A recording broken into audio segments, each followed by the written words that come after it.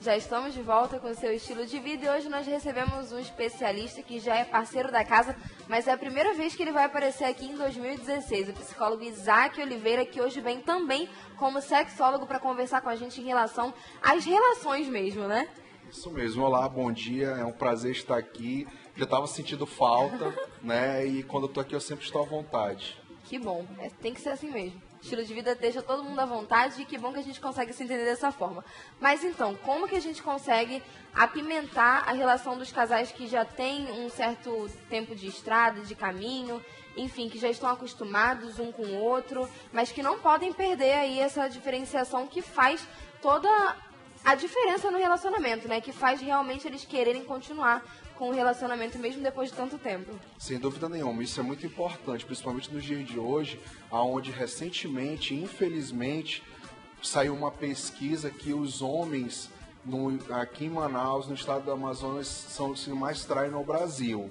Eu discordo disso, eu não concordo, mas realmente, quando a pessoa tem muito tempo de relacionamento, 10, 15, 20 anos de relacionamento, há uma necessidade de reconstruir esse relacionamento, principalmente na questão das relações sexuais, porque entra numa rotina diária de filho, de trabalho, e as pessoas acabam esquecendo dos seus interesses emocionais, dos seus interesses sexuais, que isso é algo primário, né? É algo de desejo, é algo de princípio do prazer. Então você tem que estar a todo momento se reconstruindo.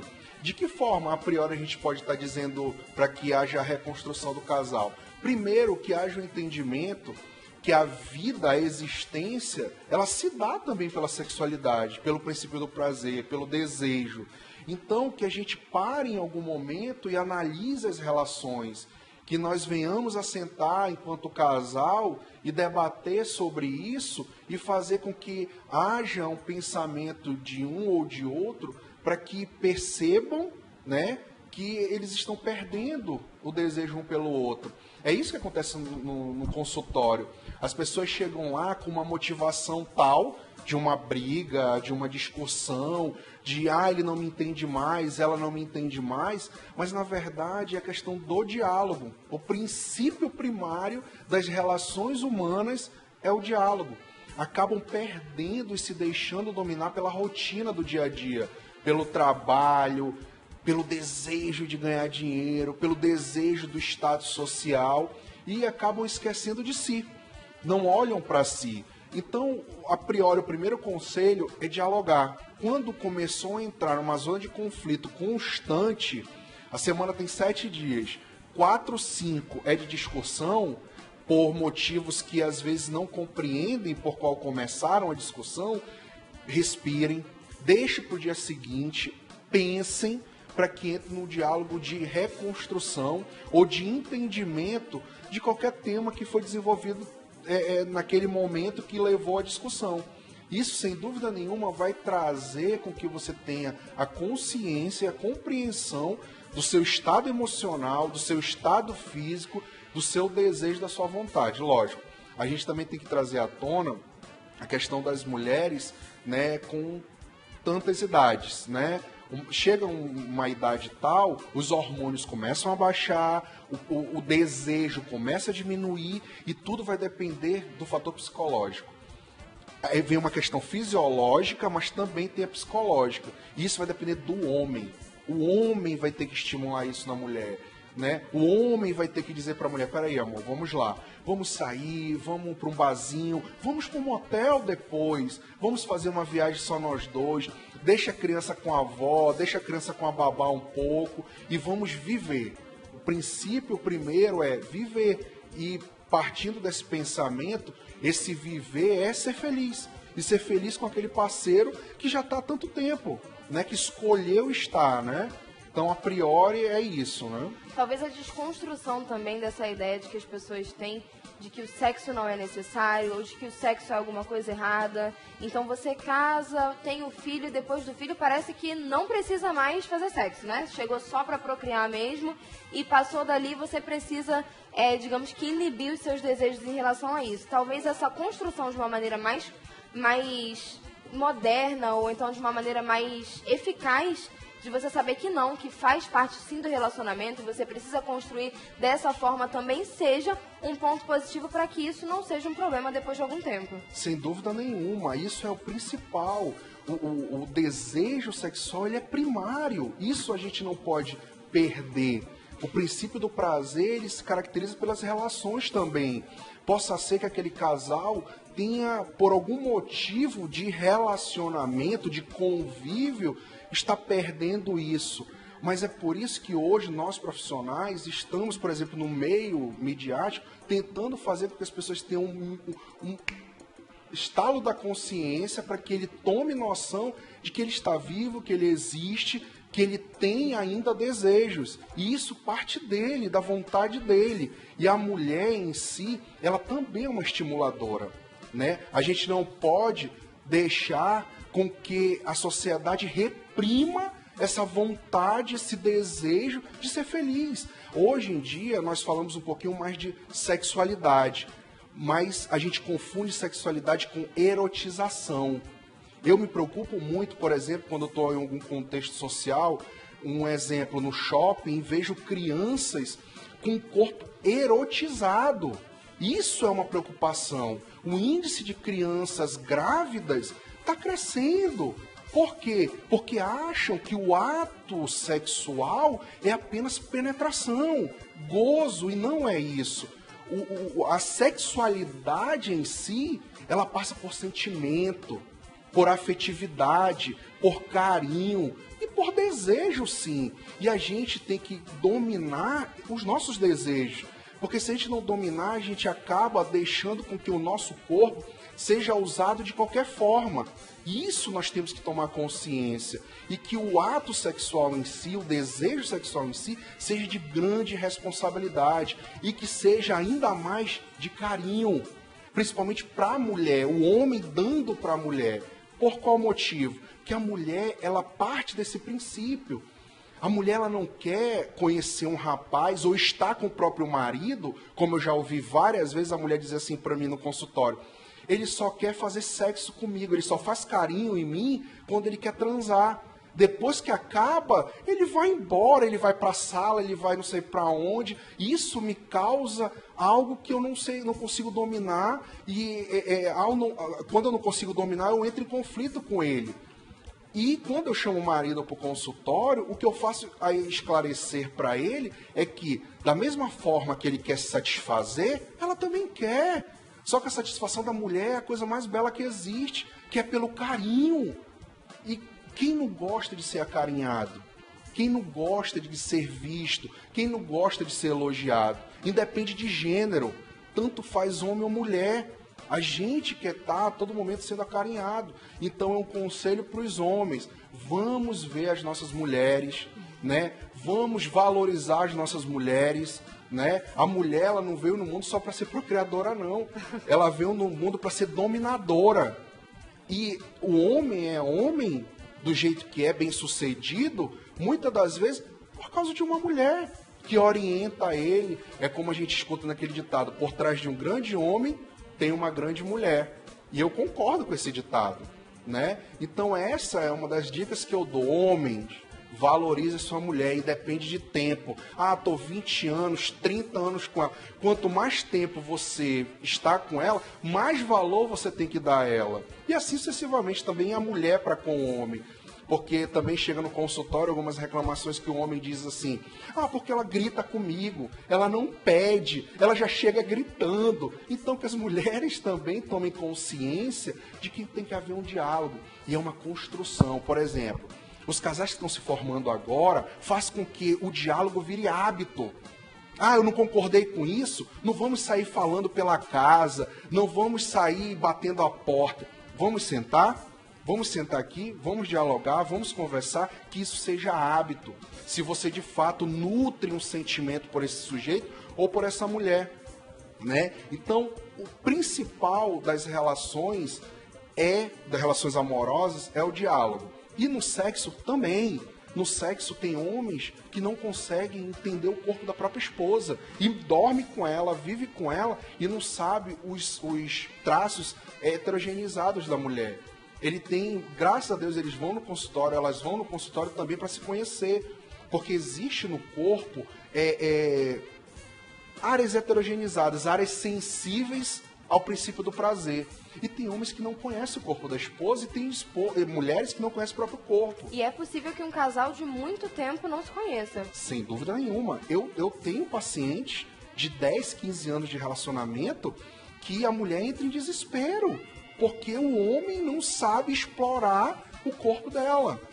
Né? Então ela fica muito reprimida e quando ela entra em repressão pode ativar patologias, uma depressão, um transtorno de ansiedade, né? Então que os homens explorem os corpos das mulheres, mas não explorar o corpo de uma forma escusa, de uma forma ruim, mas de uma forma sentimental, emocional, né? Afetiva, alegre, com vontade, com prazer mesmo, né? Os padrões da sociedade seriam um empecilho também para continuar essa relação e para manter essa relação da forma inicial, ou até melhor, né? Dizem que o casamento, depois de muito tempo, vai ficando cada vez melhor.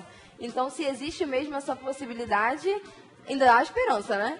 Sem dúvida nenhuma. Você traz à tona essa questão dos padrões e dos fatores culturais. É verdade. Hoje em dia, nas próprias escolas, ainda é difícil falar sobre sexualidade, porque as pessoas temem muito. Os pais dentro de casa não orientam seus filhos. Os seus filhos chegam com demandas externas, demandas sociais dadas por coleguinhas que não sabem também, e perguntam ao pai, e o pai fica... Meu Deus, eu não sei falar sobre isso. Isso não é conversa para agora. Exato, pronto, você trouxe uma fala. Isso não é conversa para você está muito novinha, mas vamos pensar no processo de ensino-aprendizado. Você não nasce sabendo ler, você não já nasce lendo. Você tem que saber as vogais, você tem que saber o alfabeto, e assim você vai formando, né, vogais, alfabeto, palavras, frases e começa a ler. É a mesma coisa a orientação sexual. Você tem que começar de base, dizendo o corpo, mostrando o corpo da criança. Aí, eu tenho uma filha de 5 anos. Eu não digo, eu não dou nome ao órgão sexual dela, eu digo o nome técnico do órgão sexual dela. Quando ela vai tomar banho, minha filha, lave sua vagina. Eu não tem por que fazer isso, não tem por que a gente esconder das crianças em desenvolvimento o corpo dela. Ela está vendo, ela quer saber, ela quer diluir aquela dúvida. E a primeira pessoa de modelo, de confiança para esclarecer isso não é a escola, é a família, é o pai, é a mãe. Então, poxa, vamos perceber isso, vamos tomar consciência e vamos nos orientar se a gente não souber como dizer, né? Procura um psicólogo, procura um assistente social, procura uma pessoa mais experiente, pergunta para que ela faça com que você tenha a possibilidade de esclarecer de uma forma íntegra, de uma forma saudável, a respeito de como se comunicar com seus filhos. Isso é fundamental. Não dá a possibilidade de eles terem curiosidade, vontade de descobrir algo de uma forma errada, explorar algo de uma forma errada. Então vamos orientar nossos filhos, vamos dizer como fazer e para que fazer, né? Para que a gente não saia, como está acontecendo nos dias de hoje, a gente vendo adolescentes no shopping de 10 anos, 12 anos com roupas erotizadas. Isso, no meu ponto de vista, até pessoal, é algo de calamidade, é algo de a gente ficar assustado e tentar buscar fazer alguma coisa para que as mães tomem consciência de como elas estão deixando seus filhos se vestirem também. Porque isso causa, por exemplo, a demanda de estupro. É porque está se vestindo desse jeito? Não, não é porque está se vestindo desse jeito. É porque tem um patológico ali vendo aquilo, né? Nós olhamos isso e nós conseguimos analisar. O patológico não, o doente mental, o psicopata, o sociopata, ele não enxerga isso, ele só enxerga a vítima. Né? Na psicologia forense, o estudo da vitimologia, ela traz à tona essa visão. Não é porque você não pode, é porque tem alguém patológico olhando você. Aí, quando é atacada, vem à tona várias discussões. Só que nós podemos, sim, adiantar para que não haja esses ataques, vamos dizer assim, né? Essas invasões de corpos que a gente não deseja, né? Que a gente não permite, que a gente não quer. E, na realidade, a criança, desde muito cedo, já quer ser igual à mãe, já quer imitar o padrão que ela tem ali, que ela está sempre olhando, que ela está sempre observando, então já quer usar salto alto, já quer utilizar um vestido mais curto, batom, maquiagem, é sempre uma briga, né, entre as mães e as meninas. E, de certa forma, cabe aos pais, cabe àquela pessoa ali, ao responsável, travar isso ou não, né? Então, quer dizer, se a gente tem uma sociedade um pouco mais livre em relação a isso hoje em dia, pode-se dizer que podemos estudar para saber se isso é ou não um erro dos próprios pais. Olha, eu não coloco como erro, mas coloco como modelos. Você trouxe à tona a questão da modelagem. Eles são modelos. Eles são os primeiros orientadores dos filhos. Então, que ele se vista da forma que deseje, mas de alguma forma use a figura de autoridade que eles têm para orientar. E faça com que essa orientação fique bem entendido por parte dos filhos, que no momento deles, na hora deles, eles vão tomar a decisão se eles desejam ou não fazer qualquer coisa. Por exemplo, andar de salto alto, andar com o batom que deseja, pintar a unha da forma que quer.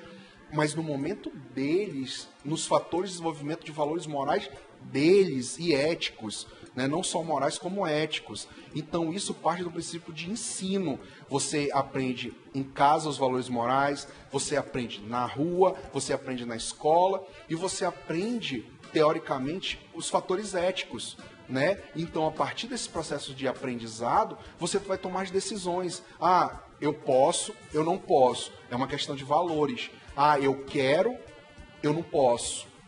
Eu quero, eu posso, né?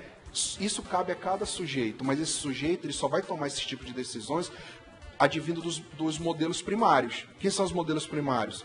Pai, mãe, os avós, a escola, de alguma forma, sem dúvida nenhuma, e depois a decisão própria, o desejo próprio. Mas eles só vão ter a tomada de decisão correta, entre aspas, porque isso depende de cada sujeito, a partir da modelagem primária.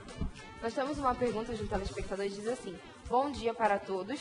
Minha pergunta é: vivo com meu marido há 26 anos e meu marido não me procura mais há anos. Ele fala que o nosso tempo acabou. Realmente acabou? Não. Eu vou falar isso de cadeira cativa e enfrentando. Não, não acabou. Foi uma tomada de decisão. Alguém nesse contexto tomou essa decisão e essa decisão está sendo colocada em prática. Mas se houver um diálogo, não concordo. Fisicamente, fisiologicamente falando, não. Psicologicamente, piorou. Aí que não. Então é uma questão de diálogo, é uma questão de conversa, tem um fator cultural por trás, pode ter, sem dúvida nenhuma, aqueles valores antigos, né? Ou alguns desejos que a gente não pode detalhar e compreender nesse momento. Tem que procurar um psicólogo, trazer esse casal para a sala de terapia, para o set terapêutico e tentar desenvolver algo que traga à tona o que está acontecendo. E é possível que esse casal, por exemplo, não se conheça daquela forma que você estava dizendo antes. É possível também que um deles não esteja se mostrando da maneira que o outro deseja ou da maneira que ele deseja que o outro veja, né? Sim. Porque muitas vezes os seus próprios valores, as suas próprias crenças, os seus próprios tabus te impedem de se mostrar daquela forma que você gostaria que as outras pessoas te enxergassem. Isso mesmo, você falou corretamente. Uma das primeiras coisas que eu pergunto e as pessoas não compreendem é a idade. Mas por que toda vez que tu pergunta a idade? Porque quando a pessoa traz à tona a sua idade, eu vou identificar o desenvolvimento cultural dessa pessoa.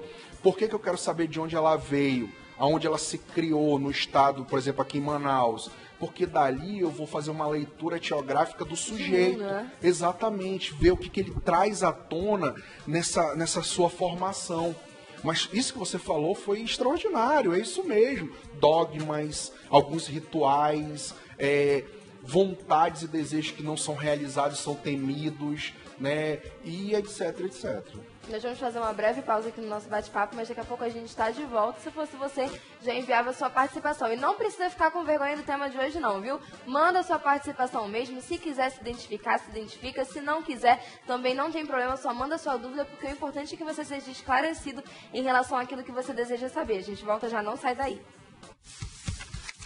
Tchau!